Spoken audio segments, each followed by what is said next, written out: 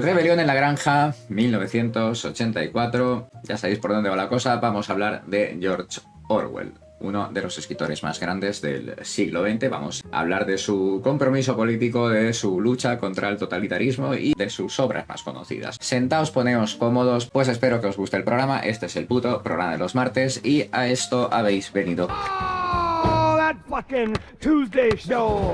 Plenty of smoke, blue lights that glow. Get yourself a strong drink, sit back and enjoy. Oh, how I like the Tuesday show.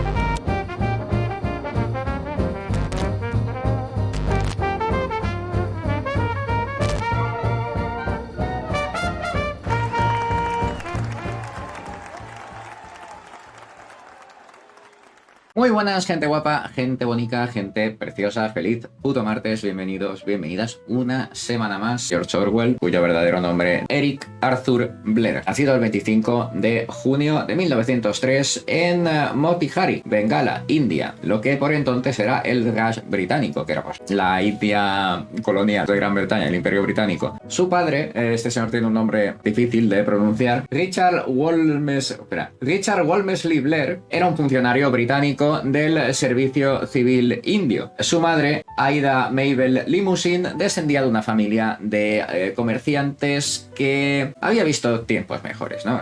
Venidos a menos. También creció en un ambiente en el que, pues, en una sociedad más bien, a la vez que en un ambiente donde había una atmósfera como de snobismo empobrecido, ¿no? O sea, de postureo, digámoslo llanamente, ¿no? Donde las pretensiones sociales de las personas que le rodeaban no se correspondían con su verdadera posición socioeconómica. Nació en la India y su primera etapa allí fue realmente muy breve, ya que cuando tenía 2 años, en 1905, su madre decidió regresar al Reino Unido junto con él y su hermana mayor, Marjorie. La familia se instaló en Henley-on-Thames, Oxfordshire. Bueno, pues aquí daría comienzo la educación de Eric, del futuro George Orwell, en Inglaterra, donde ingresó en el internado St. Cyprian, del que ahora solo queda la casa del director, que la veis ahí, en Eastbourne, Sussex. Y ahí estuve viviendo yo, no en la casa del director, sino en Eastbourne, pueblecito precioso, que me gustó mucho estar allí, muy tranquilo. Y bueno, pues a pesar de venir de una familia con poquitos recursos, era un chico que académicamente era brillante, y eso pues no tardó en dejarse notar, y precisamente eso fue lo que le permitió conseguir becas para algunas de las mejores escuelas del país. Y ahora vamos a hablar también de algunas de estas escuelas. Bueno, pues asistió primero al Wellington College. Ojo, aunque pronto se trasladaría a Eton College, una de las instituciones más prestigiosas de Inglaterra, donde estudió desde 1917 hasta 1921. De hecho, en Eton, uno de sus profesores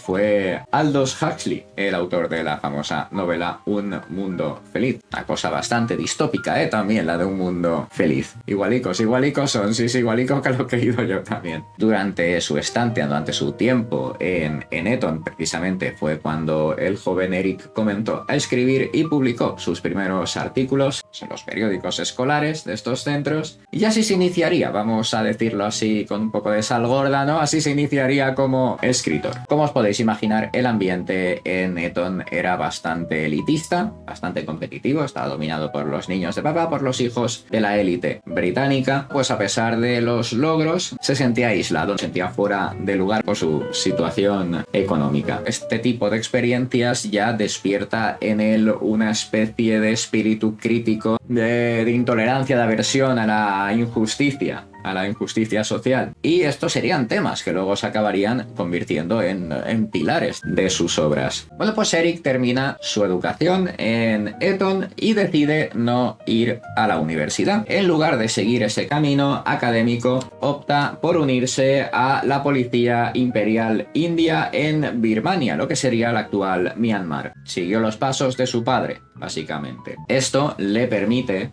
experimentar de primera mano las desigualdades, las injusticias del colonialismo británico. Son cosas de las que más tarde hablaría en su obra Los días de Birmania, de 1934. Pues durante su estancia allí, Eric trabaja activamente en la administración colonial, pero pronto se desencanta, se desilusiona con el sistema al que él mismo estaba sirviendo. Vio muy de cerca el rollo este de las jerarquías raciales y también pues lo que podéis ver, lo que he dicho, ¿no? La opresión que los británicos ejercían sobre los birmanos. Y esto fue algo que le causó una profunda sensación de desencanto, de vergüenza colectiva, vamos a decirlo así, o arrepentimiento. Y bueno, pues esto también moldea todavía más ideológicamente a Eric. Y además fue el motivo de que luego pues abandonara este puesto en la policía y regresara al Reino Unido. Y una vez ya allí en Reino Unido, en 1927, decide ya dedicarse por completo a la escritura. Sus experiencias precisamente en Birmania y esta preocupación que se le quedó por las injusticias sociales, pues por experiencias suyas y además por lo que había vivido allí, lo llevan a vivir entre los más pobres de Londres y París. Y durante este periodo tiene diversos empleos muy mal pagados, vive en condiciones de pobreza prácticamente extrema y eso le permite experimentar, le permite extender su comprensión sobre las dificultades de la clase trabajadora. Pasamos a 1933, donde publica su primer libro, Sin Blanca en París y Londres, ya bajo el seudónimo de George Orwell. Y elige precisamente este nombre por dos cosas. La primera, por proteger a su familia del contenido que sin duda iba a ser polémico de su obra, y a la vez como homenaje a Inglaterra, representada por San Jorge, de ahí lo de George, y el río Orwell en Suffolk. La obra, pues como ya sabéis los que la hayáis leído, yo personalmente no la he leído, he estado leyendo un resumen para poder hacer esto. Un relato muy crudo, muy incómodo, muy honesto de estas experiencias que tiene viviendo entre los pobres, entre los marginados, y aunque no fuera un éxito inmediato,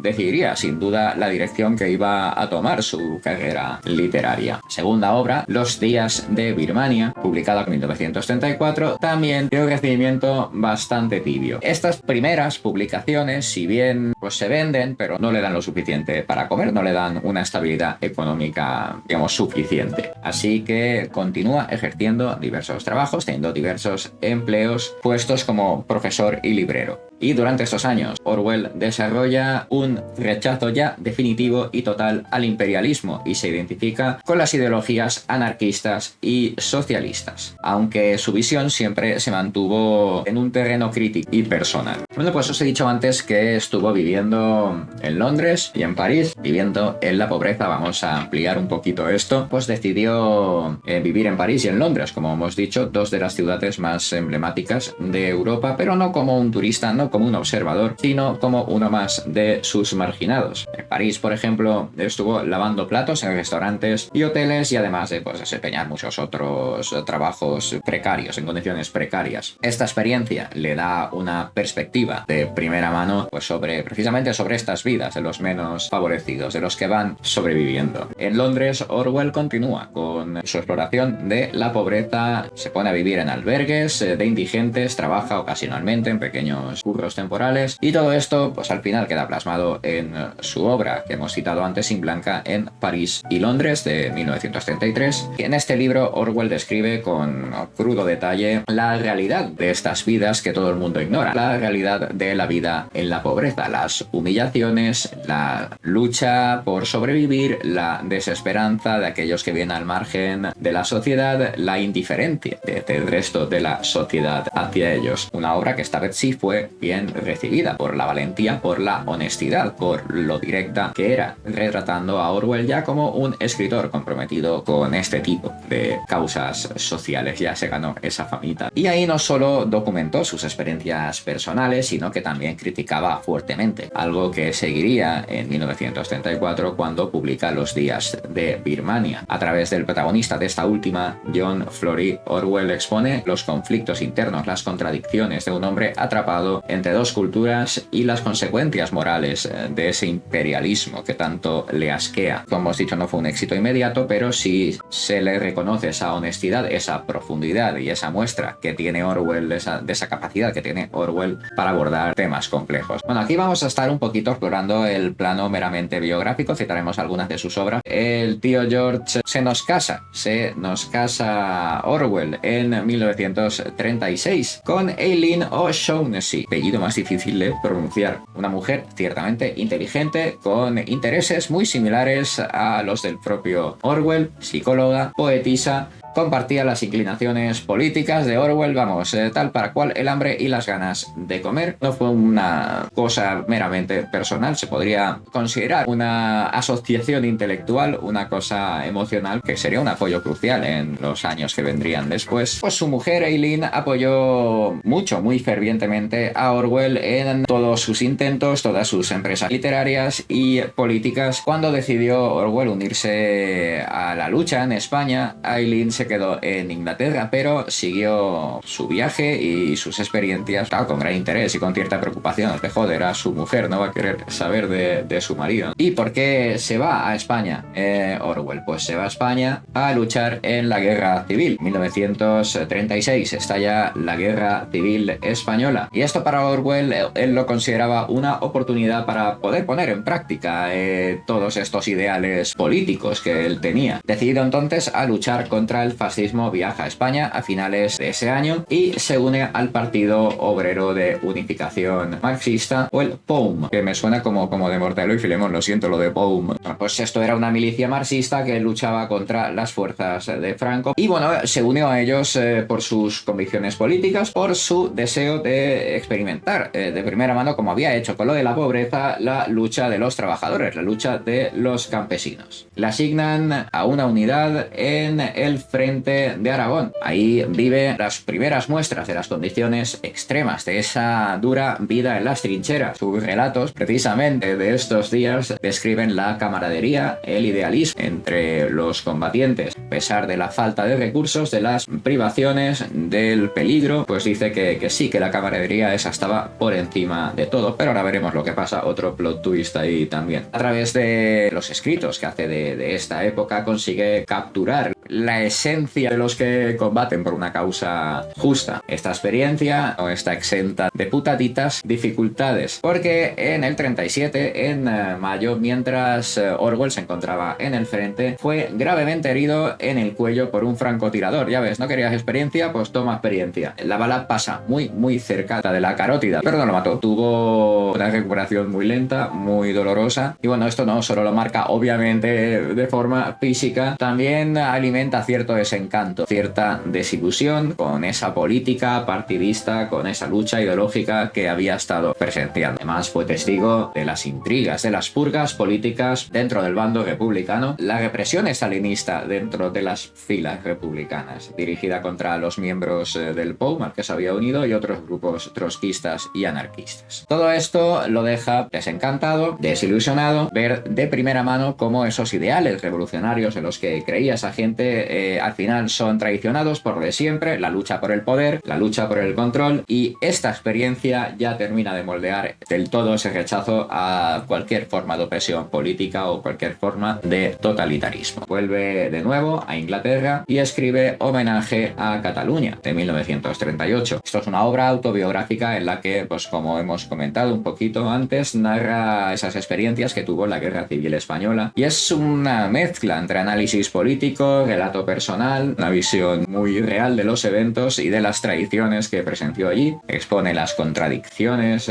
manifiestas de la guerra, critica duramente la intervención soviética y la represión estalinista de la que hemos hablado antes dentro del bando republicano, esas purgas. Homenaje a Cataluña se convierte entonces en una obra básica para comprender esta evolución ideológica de George Orwell, porque no solo quiso documentar lo que vivió allí, pues trató de alguna manera de advertir, que ya veremos patas para adelante de advertir sobre los peligros del totalitarismo. Bueno, de eso y de la traición a los propios ideales. Total, se desilusiona con este comunismo ortodoxo, con la represión stalinista, y esto influye en sus obras posteriores, llevando a sus novelas más conocidas, Rebelión en la Granja del 45 y 1984, publicada en el 49. Estas obras, como ya sabréis, aunque sea de pasada, incluso si no habéis leído a Orwell, son críticas al totalitarismo y son una especie de alegato, ¿no?, de defensa de la libertad individual, de la justicia social. Vamos a hablar un poquito de estas dos un poco más adelante. Lo que sí que, bueno, pues sí que podemos comentar un poquito por encima. Rebelión en la Granja viene a ser una especie de alegoría de la revolución rusa y la traición de sus ideales por el régimen stalinista, mientras que 1984 es una visión chunga, malrollera y distópica de un futuro súper totalitario donde todo está vigilado, todo está reprimido y donde la vigilancia es omnipresente.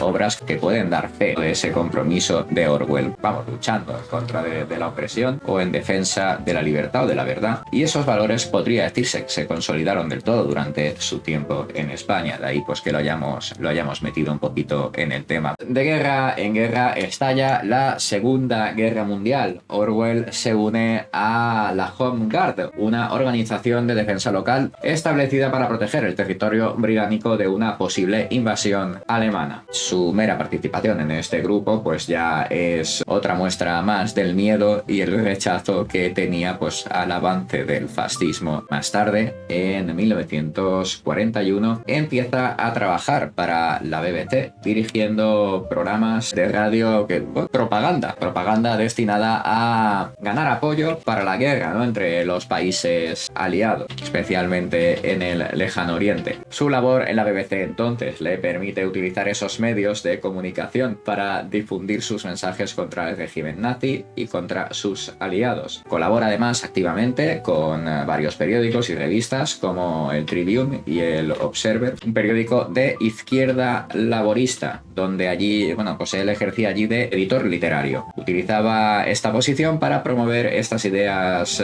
progresistas, estas críticas contra el totalitarismo. En el Observer, pues en el caso del Observer, que es uno de los periódicos más respetados de Reino Unido, Orwell contribuye con una serie de ensayos, críticas literarias que abordan una amplísima gama de temas, desde la política hasta la literatura. Son escritos que hacen hincapié en la libertad de expresión, en la defensa de los valores democráticos en un momento de crisis global. Y es ahí, durante la Segunda Guerra Mundial, donde Orwell continúa escribiendo ensayos, críticas literarias, que además tenían una agudeza analítica considerable. Esto muestra, pues como hemos dicho antes, este compromiso que tenía siempre pues con la lucha contra la opresión, pues de defender la verdad, algo que al final pues le acabaría valiendo el reconocimiento como ya no solo un escritor, sino como un intelectual de su tiempo. Por citar algunos de los ensayos más destacados, se encuentran sus reflexiones sobre el papel de la literatura en tiempos de guerra, la importancia de la claridad y la honestidad en la escritura.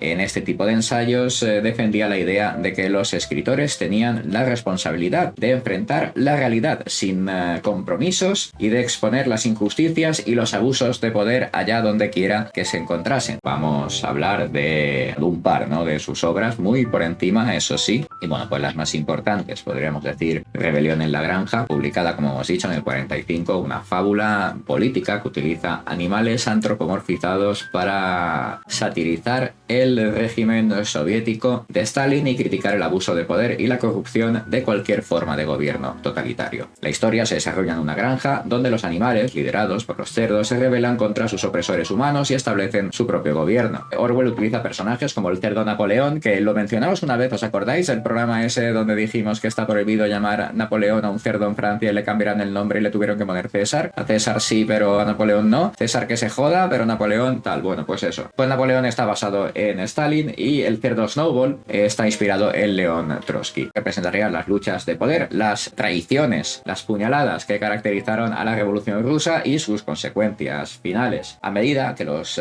cerdos asumen el control de la granja, empiezan a adoptar los mismos comportamientos autoritarios, a justificar esas acciones, manipulando, alterando la verdad y reprimiendo a la oposición. Al final, la obra es una crítica a la corrupción del poder, a la pérdida de los ideales revolucionarios en aras del beneficio personal, haciendo además hincapié en la importancia de la resistencia contra la tiranía. Como siempre, el lenguaje muy claro, muy directo, una visión malrollera y sombría de la naturaleza humana. Se enfatiza lo frágil, lo volátil que es la libertad frente al despotismo. Esta vez, pues la obra también es recibida con aclamación, tanto por la crítica como por el público. Se convierte rápidamente en un éxito de ventas y ya coloca a Orwell como uno de los escritores más influyentes de toda su generación. Se le elogió por la agudeza esta que tenía, esta sátira, esa narrativa que además era políticamente relevante. Los tiempos en los que se leyó esto, en esta época de posguerra, en este auge del temor a la propagación del totalitarismo. La obra se acaba traduciendo a un montón de idiomas, se adapta a diferentes medios como el cine, el teatro, la televisión. Quien no conoce Rebelión en la Granja. La otra en discordia, 1984, publicada en 1949. Realmente 1984 es un anagrama numérico porque la escribí en el 48, entonces cambió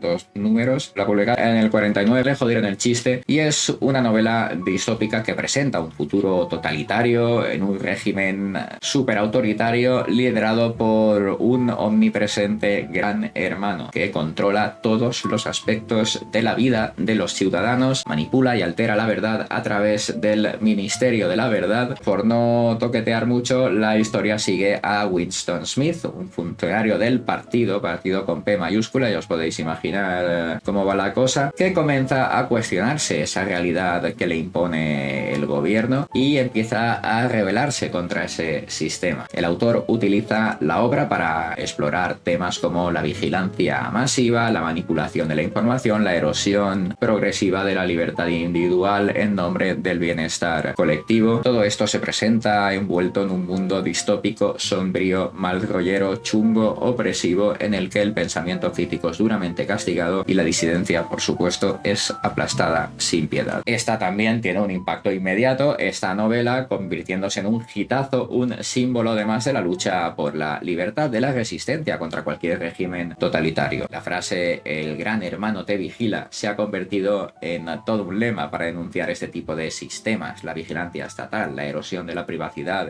sobre todo ahora en esta era digital, y en cierto modo su mensaje sobre la importancia de esta libertad individual y de que la verdad siga siendo relevante en la actualidad. Pues al final resulta que sí lo vigilaban. ¿Sabéis quién sí lo vigilaba? A Orwell, durante más de 20 años además, el MI5, que bueno, también cabe decir que no lo consideraban una amenaza para la seguridad nacional ni nada de eso, simplemente pues sospechaban al principio de sus aproximaciones al comunismo, lo catalogaron como un comunista heterodoxo. Esto significa que aunque tenía opiniones izquierdistas, no apoyaba de facto al Partido Comunista en su totalidad. Pues cuando se desclasifican estos documentos, se ve lo grande que era la vigilancia que había en torno a él, ¿no? Incluían detalles sobre actividades políticas y personales, se sabían prácticamente todo sobre él. Sin embargo, a pesar de todo esto, nadie le impidió escribir, ejercer su trabajo como escritor, como periodista, como columnista. No interfirieron en este trabajo. Bueno, pues en 1949 este hombre se vuelve a casar, esta vez con Sonia Brownell, que era la editora de la revista literaria Horizon, que es donde creo que él estaba también por ahí metido. Él ya estaba jodido